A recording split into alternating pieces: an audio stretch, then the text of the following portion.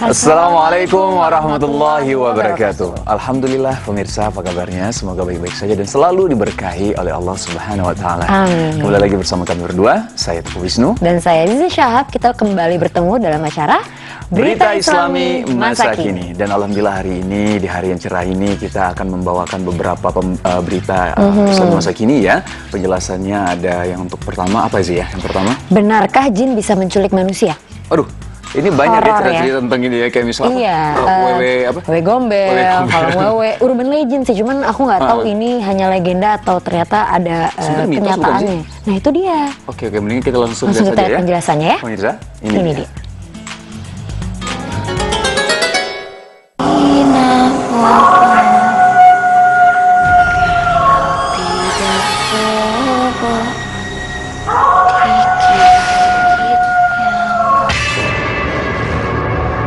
Benarkah jin bisa menculik atau menyembunyikan manusia?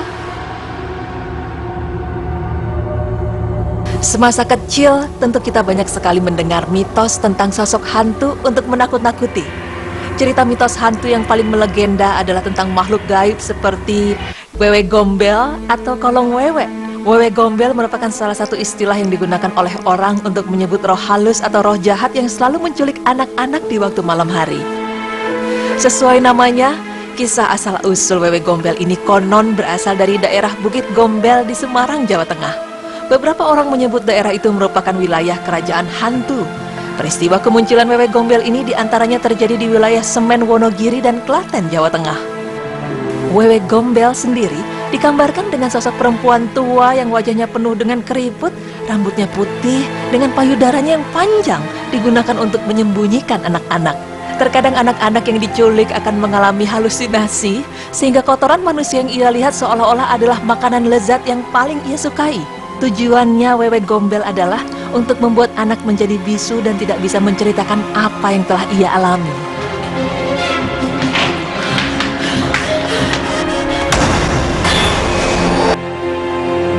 Sosok Wewe Gombel ini biasanya diceritakan kepada anak-anak agar tidak berkeliaran malam hari di luar rumah. Karena jika keluar rumah dan masih bermain di malam hari, maka anak itu akan diculik oleh Kolong Wewe atau Wewe Gombel. Dengan mitos tersebut, maka anak-anak menjadi takut dan tidak keluar malam hari. Namun percayakah Anda bahwa kisah Kolong Wewe ini konon pernah terjadi di daerah Jawa Barat dan di Semarang, Jawa Tengah? Kala itu beberapa orang tua mengaku bahwa anaknya diculik oleh Wewe Gombel selama 2 hari. Meski sudah dicari kemana-mana, tetapi tidak ditemukan. Setelah 2 hari berlangsung, anak-anak tersebut ditemukan berada di sekitar hutan dekat pemukiman mereka. Anak-anak tersebut ditemukan dalam keadaan syok, mukanya pucat dan menjadi sangat pendiam.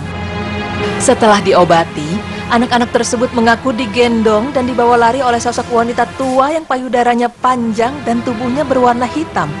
Mereka diculik dan disembunyikan oleh sosok yang diduga adalah Wewe Gombel di sebuah balik pohon besar tempat Wewe Gombel itu tinggal.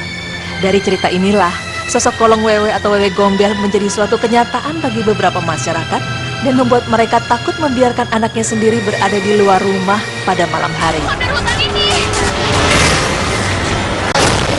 Pemirsa, seperti yang kita ketahui bahwa Wewe Gombel dan semua jenis nama hantu yang kita kenal di Indonesia adalah bentuk penjelmaan dari jin. Lalu apakah benar jin bisa menculik manusia? Benarkah jin memiliki kemampuan untuk menyembunyikan manusia? Dalam riwayat Baihaqi dari Ubaid bin Umair, beliau menceritakan kisah jin musyrik yang pernah menculik seorang manusia. Kisah ini terdapat dalam hadis riwayat Baihaqi dan disahihkan oleh Al-Albani dalam Irwa Al-Ghalil. Dahulu, ada salah seorang penduduk Madinah yang hilang di zaman Khalifah Umar radhiyallahu anhu. Hingga istrinya melapor kepada Umar dan mengadukan suaminya yang hilang. Kemudian Umar menyuruhnya, pulanglah dan jangan menikah sampai 4 tahun. Setelah 4 tahun berlalu, wanita ini datang lagi karena suaminya belum kunjung datang.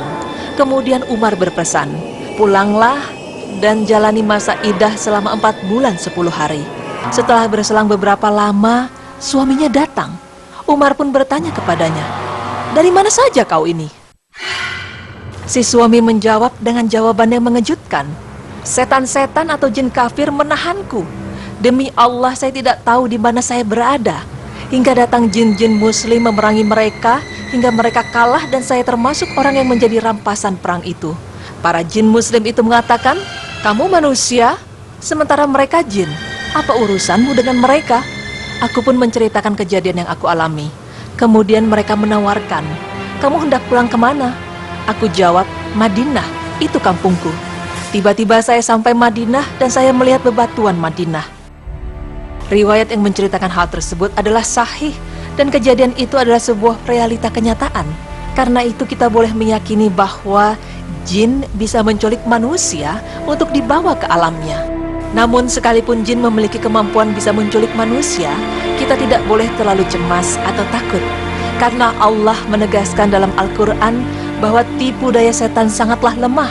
Allah berfirman yang artinya, perangilah para pasukan setan, sesungguhnya tipu daya setan itu lemah. Quran Surah An-Nisa ayat 76.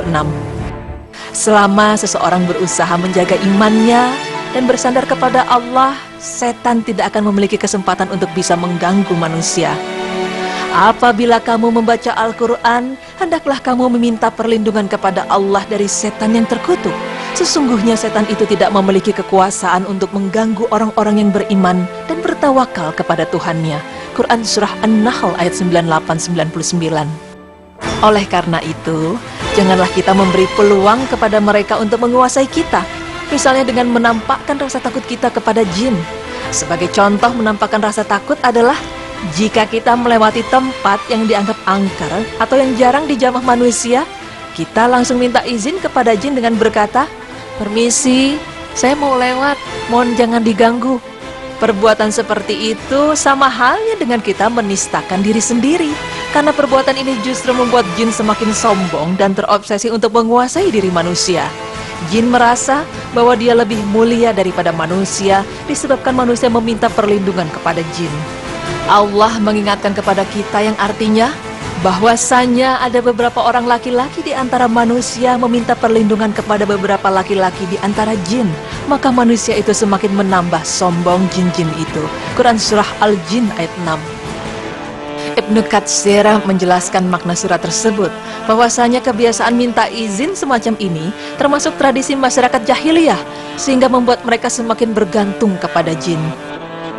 Lalu, bagaimana seharusnya jika kita memasuki daerah yang terkenal angker? Nabi Muhammad SAW telah mengajarkan kepada kita doa yang sangat ringkas untuk dibaca ketika kita singgah atau memasuki tempat asing yang jarang dijamah manusia.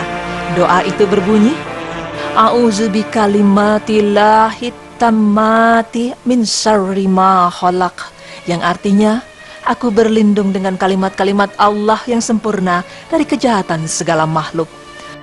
Rasulullah SAW bersabda, barang siapa yang singgah di suatu tempat kemudian membaca A'udzu bikalimatillahi, maka tidak akan ada yang membahayakannya sampai dia pergi dari tempat itu. Hadis riwayat Muslim 2708. Doa seperti inilah yang selayaknya kita amalkan. Pemirsa, sebagaimana manusia bisa menyembunyikan sesuatu, bahwasanya jin juga bisa menyembunyikan sesuatu, termasuk manusia. Seluruh yang gaib adalah rahasia Allah Subhanahu wa Ta'ala. Hanya Dialah yang mengetahui seluruh yang bersifat gaib. Allah Subhanahu wa Ta'ala berfirman yang artinya, katakanlah, tidak ada seorang pun di langit dan di bumi yang mengetahui perkara yang gaib kecuali Allah. Quran Surah An-Naml ayat 65. Pengaruh jin terhadap manusia di dalam kehidupan juga tidak diragukan lagi. Jin selalu ikut andil dalam kehidupan yang kita lakukan, terutama dalam kegiatan tercela. Jin berada di setiap penjuru tubuh kita. Mereka ada di mana-mana untuk selalu menggoda dan menjerumuskan kita ke jalan kesesatan. Untuk mencegah diri kita dari semua perbuatan sesat jin, maka perbanyaklah mengingat Allah dengan selalu mengucap doa saat kita akan bertindak. Tak lupa juga untuk selalu meminta dan memohon perlindungan dari Allah Subhanahu wa Ta'ala. Wallahu a'lam.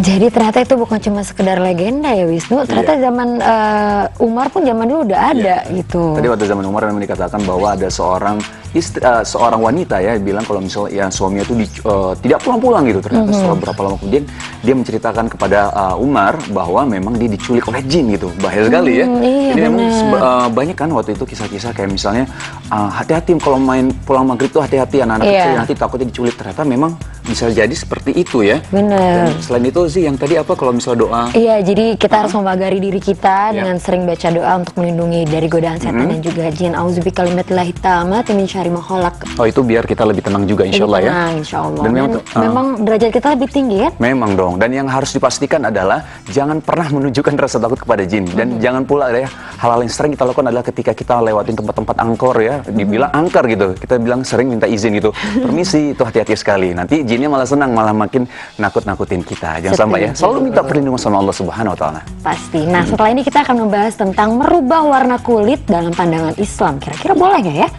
Kurang tahu tuh. Kita bahas nanti. Jangan kemana-mana, tetap di Berita Islami Masa Kini.